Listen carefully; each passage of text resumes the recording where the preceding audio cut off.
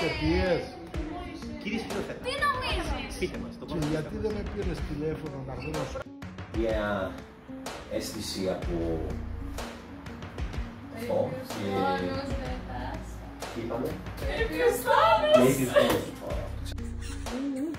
Ο Βαγγέλας δεν φεύγει από μέσα. Ποτέ. Φαίνεται. Θα χαρώ. Έτοιμος. Πάμε. Πάμε.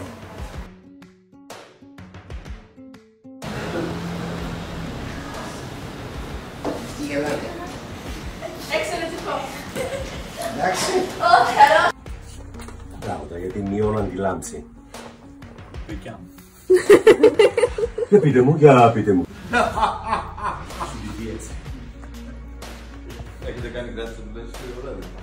Έχετε κάνει κράτηση. Yes, it is. Yes, of course. Εδώ παρουσίασε τα χαμογελάκια.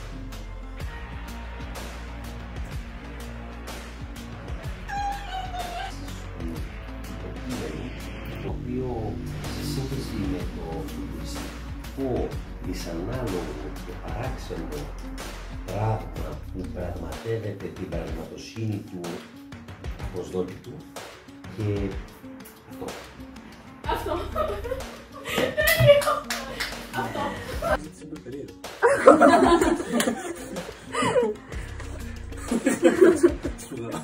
Σου περιέργεια. Έλα πάμε στο χημικό, δεν θα παίξω πολιτουλισμού. Κολλητούλη. Κολλητούλη. Το ύφος μου, παιδιά, είναι εντάξει. Εγώ θέλω και μέσα. Εν τω μεταξύ, ακούγεται και η καρέκλα που κάνει δουλειά. Συγγνώμη, να μην ενημερώσω την πολιτούλα μου.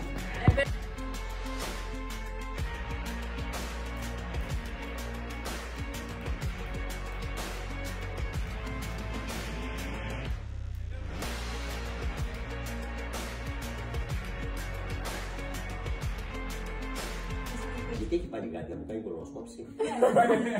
Είναι στο παππού, όχι σε εσάς. Σκύψτε λίγο.